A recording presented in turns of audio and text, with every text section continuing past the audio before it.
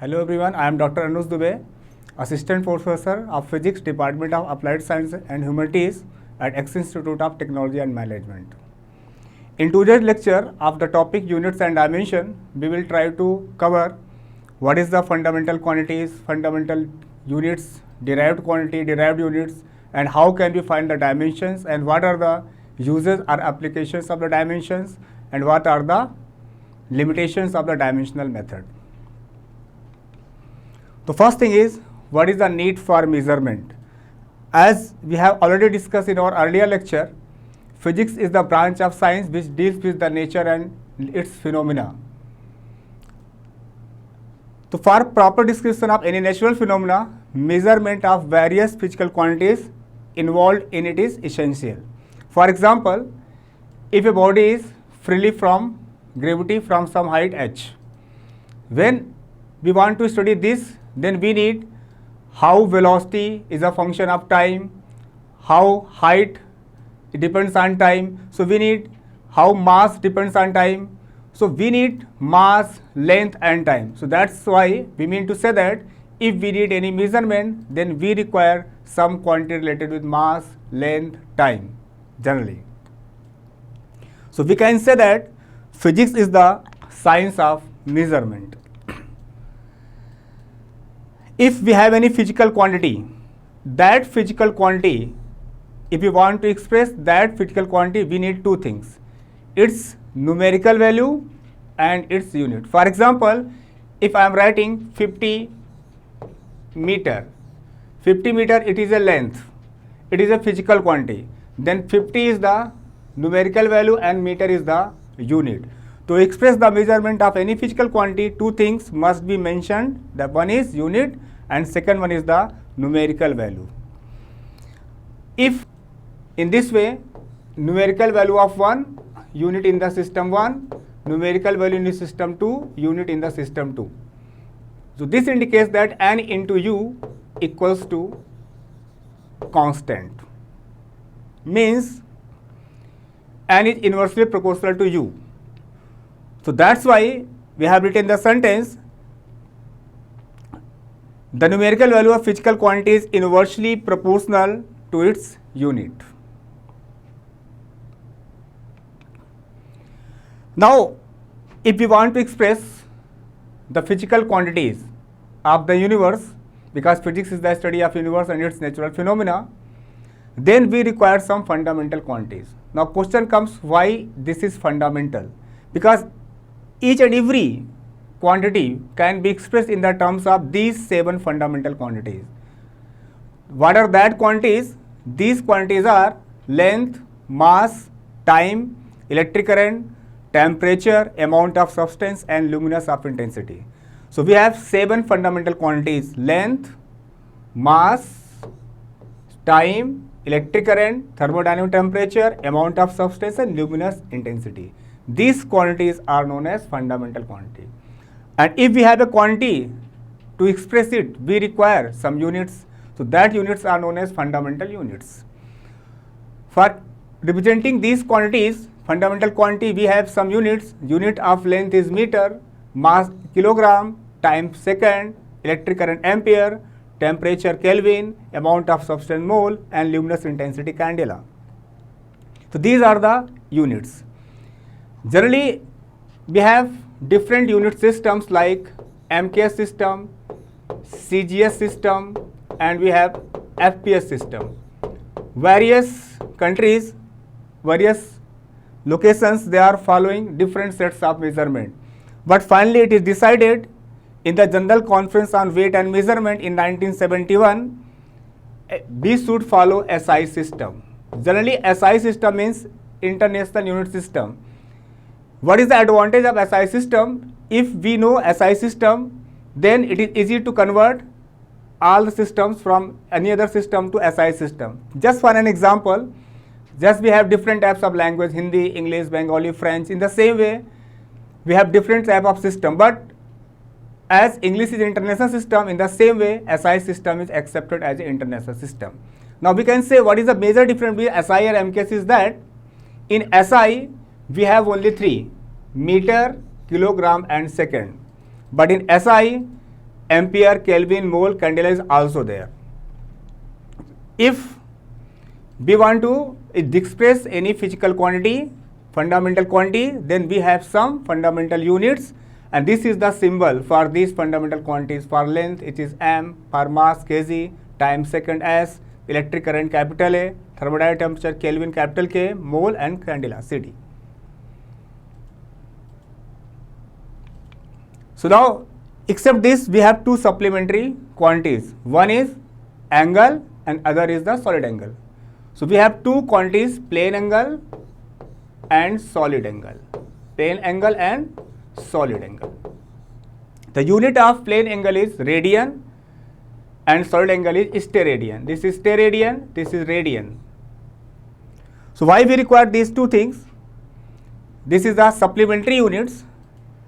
Suppose if we have a circle, and in this circle these are two radii. What is that radii makes inclination on the center of the circle? That is known as angle. And if this is the radius and this is the distance on the circumference, then this angle is defined as delta theta equal to delta s by r. This plane angle is the two-dimensional angle. And if we want to find what is the maximum value for plane angle, then we can say the maximum value of plane angle, this delta theta maximum means when this delta s is maximum. And we know maximum circumference on the circle is 2 pi r. So we can say delta theta maximum value of plane angle is 2 pi r upon r, that is 2 pi. So this is the maximum plane angle. If we are talking about solid angle, in the same way, if we are considering a 3D object, means if we have a sphere, what is the angle made on the center of the sphere due to the surface area? Let us say this. So this angle is d omega, or we can say solid angle, and this solid angle is defined as d omega equal to ds upon r square. So this is the small surface area element. And if we are talking what is the maximum value of this solid angle, then we can say d omega maximum equal to ds maximum, and this ds maximum in case of sphere is 4 pi r square, and when this is divided by r square, this comes out to be 4 pi. So we can say that solid angle is a three-dimensional angle, plane. So there are two types of angle, plane angle and solid angle. Now, if we have some fundamental quantities, then other quantities must be obtained from the help of fundamental quantities. The quantities which is obtained or which is derived from the fundamental quantities are known as derived quantity. Let us understand, if we want to say like velocity, suppose velocity. So velocity is not a fundamental quantity, but it is rate of change of displacement. So if I am writing this as displacement upon time, then displacement is somehow related with length, fundamentally length. So this is length upon time, length upon time. So we can say velocity is a derived, it is a derived quantity which is derived in terms of what? Fundamental quantities length and time. So in the same way, if I express length in terms of meter and time in terms of second, then meter per second is known as derived unit. This is derived unit in SI system or MKS system. But if we express this length in terms of centimeter and time in second, then this is in the CGS system, centigram second system.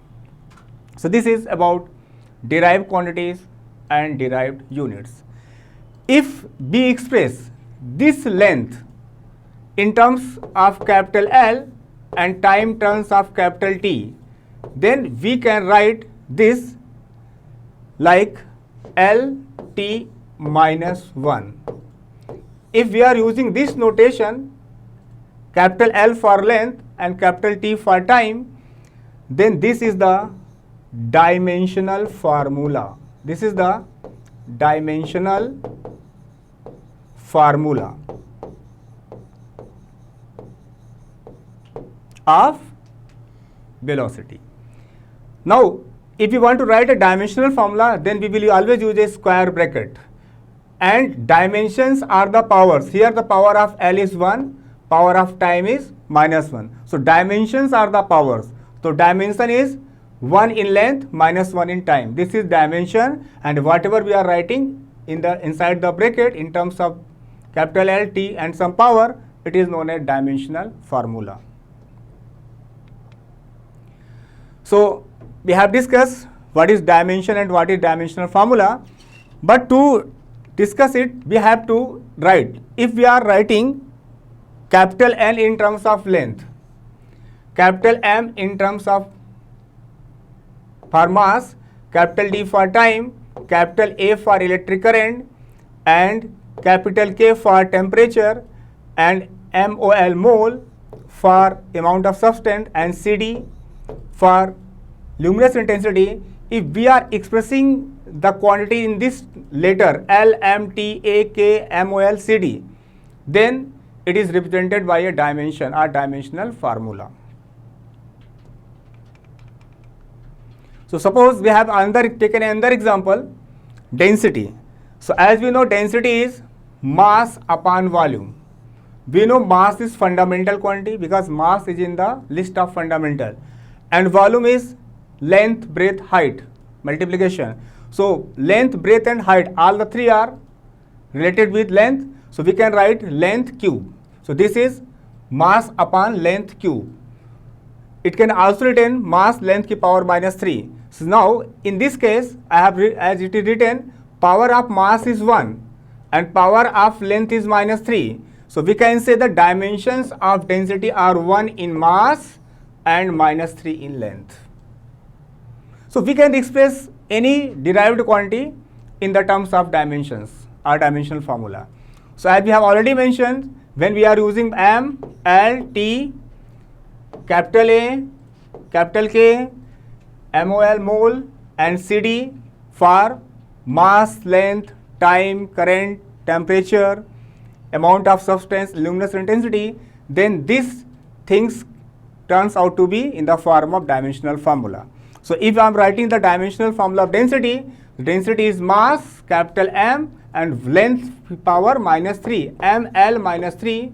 This is the dimensional formula of density. M ki power 1, L ki power minus 3. The M ki power 1 is the dimension for mass and minus 3 is the dimension for length. So now it is clear the difference between dimension and dimensional formula. Dimensions are the powers which are operated on M, L, T, theta, C, D, L. And dimensional formula, it is when written some powers of M, L, T, theta within a square bracket. Then this is a dimensional formula. So now we have some uses of dimensional formula. First one is conversion of units from one system to another system. Another one is principle of homogeneity of dimension. We can check that any dimensional formula is correct or not. That is to check the dimensional correctness of a given physical equation. And if we know that physical equation depends on what factors, then we can also derive a physical relation. This is the fourth one, is to establish the relation among various physical quantities. So let us understand first case, conversion of units. So we can say N1 U1 equals to N2 U2. As we have earlier mentioned, N1 is numerical value in system 1 and U1 is the unit in system 1, and N2 is the numerical value in system 2 and U2 is the unit in system 2. So if we want to find what is N2, then we can write n2 equal to n1 u1 upon u2. Roughly, to write in the terms of dimensional formula or in the terms of unit, the things are almost same. So we can write n2 equal to n1 u1 by u2. So now our problem is that the gravitational constant, value of gravitational constant g is 6.67 into 10 की power minus 11 Newton meter square per kg square. Now, if this is in MQS system or SI system, we want to find what is the value of this in CGS system of units. So we can solve the problem with this formula n1 u1 equal to n2 u2 or n2 equal to n1 u1 by u2. So now we know the value in the first system is 6.67 into 10 minus 11, that is in the first system, SI system. And what we need, we want to calculate n2. n2 is required to calculate. We should calculate n2. And n1 is given. u1, u2 is the unit. So first of all, we have to find what is the dimensional formula of capital G. So as we know, if we want to find dimensional formula, then we should know any formula in which that physical quantity is involved. So if we want to find the dimensional formula of capital G, then we have written Newton's law of gravitation, and we know in Newton's law of gravitation F equal to G m1 m2 upon r square. Capital G is universal gravitation constant. So what is G? G equal to F r square upon m1 m2. This is capital G. And we know F is the force, force is the mass into acceleration. We can break it in the fundamental parts, and then we can write this force is m L2 t minus 2. So m Lt minus 2, this is force, and r is the distance, again L square, and this is m into m square. So this comes out to be m power minus 1 L power 3 t power minus 2. So this is the dimensional formula of capital G, and we should write in square bracket. So now we have dimensional formula of capital G, m की power minus 1 L power 3 t power minus 2. So now we can simply write n2 equal to n1 u1 by u2. This is the formula. We can substitute the value of n1, and we know the first system is in SI system. So mass is in kg, length in meter, and time in second.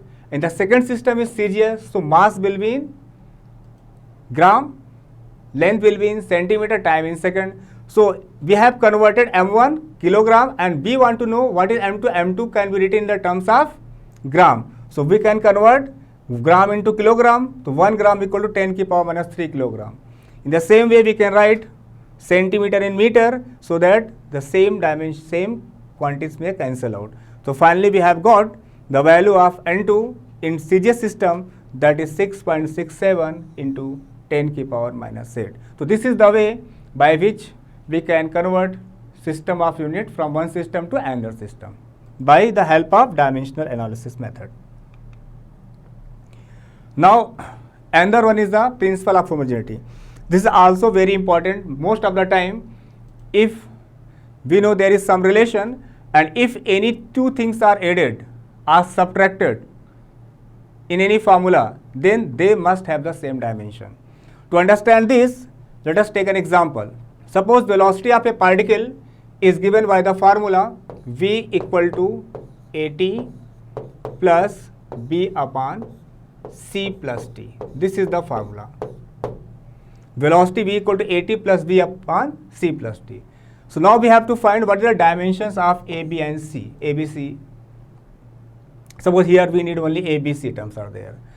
So we know the fact velocity equal to at. So velocity can be subtracted with at, v minus at, it can be also written as, so we can say the dimensional formula of v equal to dimensional formula of at. Dimensional formula of v equals to dimensional formula of at. But we want to find the dimensional formula of a, because v is given, that is velocity, t is the time. So dimensional formula of a, I can say what is the dimensional formula of a is equal to velocity upon time. So velocity is Lt minus 1 time is t, this is Lt minus 2. So we can say this physical quantity small a is acceleration and its dimensional formula is Lt minus 2. In the same way, we can see here t and c is added. So t and c must have the same dimension. So dimension formula of c is the same as dimension formula of t. So dimension formula of c is capital T, that is time. Now what is the dimension formula of v? So it is also clear v is subtracted with v upon t plus c.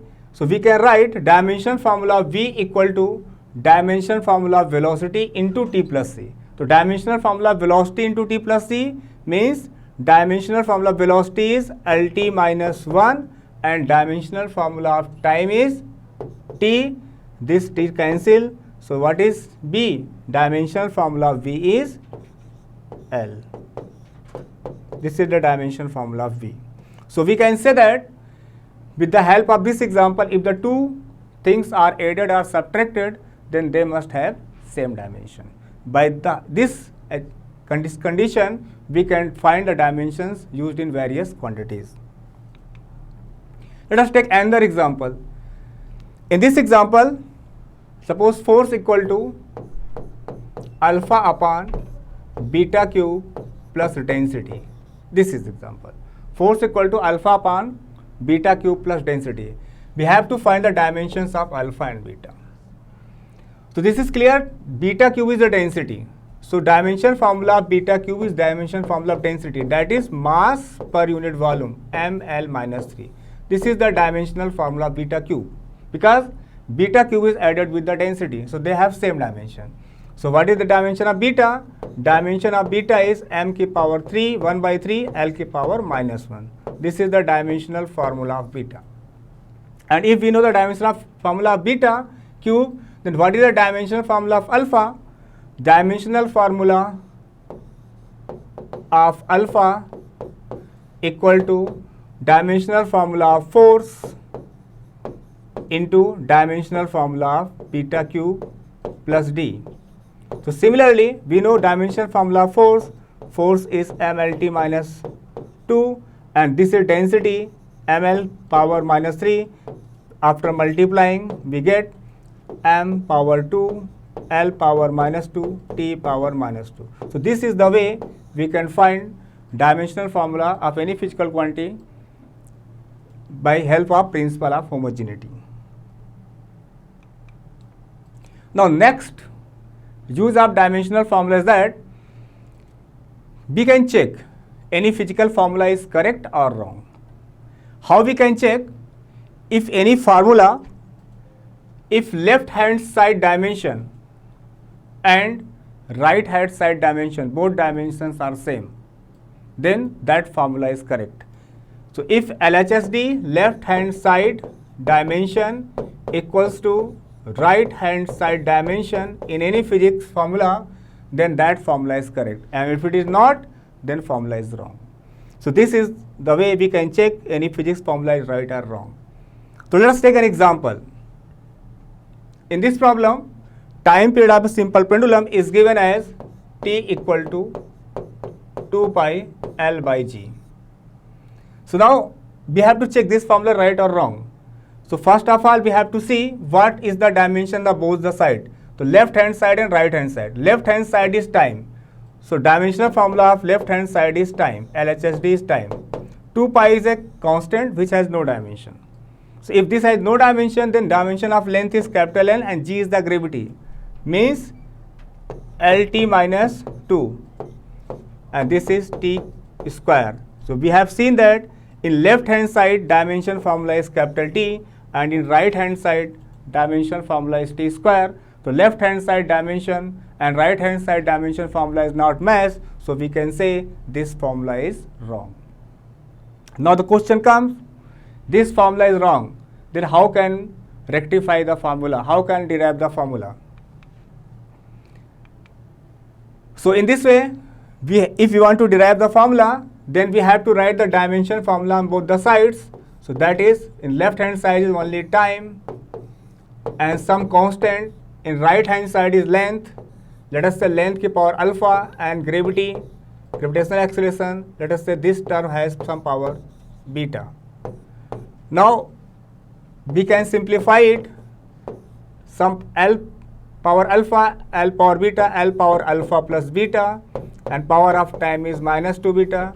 Because we want to compare, here is no term related with length, so we can substitute length power 0, time power 1, and now we have some equations like that, alpha plus beta equal to 0 and minus 2 beta equal to 1.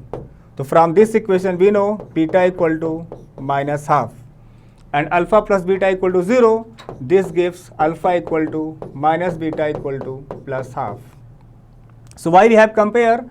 Because both set dimension have same dimension.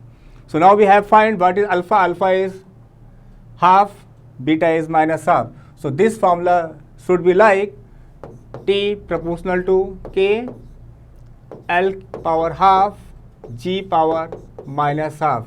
So we can guess it, this formula should be like square root. So correct formula should be T equal to 2 pi square root L by G. So this is the way we can check any physical formula is right or wrong. Now we have to talk about limitations of dimension. Dimension formula has some limitations. Like we have derived in the earlier problem, we don't have any idea of the dimensionless constant. Suppose in the earlier problem, we don't know how we get the value of constant k is 2 pi. So this is the one thing. Second thing, we cannot derive the formula in which exponential, trigonometric, logarithmic terms are added. For example, if anyone say, can you derive the equation y equal to a sine 2 pi t by t minus x by lambda by the help of dimensional analysis? Answer is no. If anyone asks, if it is derived q equal to q naught e ki power minus t by rc, this formula, answer is no, we cannot derive. And the one thing is more, if you want to derive anything, then by dimensional analysis, then that quantity must depends only on m, l, t only, because we have 3 unknown and we need 3 equations. If the quantity is more, then we require more equations. So we cannot derive the quantity in which the things are related with more than m, l, and t. One more important thing is that with the help of dimensional analysis, we cannot derive any formula. For example, v equal to u plus at, s equal to ut plus half at square, because in this formula plus minus sign is involved. So these things cannot be derived with the help of dimensional analysis method. But we can check it, this is right or wrong, but we cannot derive it. So these are some limitations of dimensional analysis. Thank you.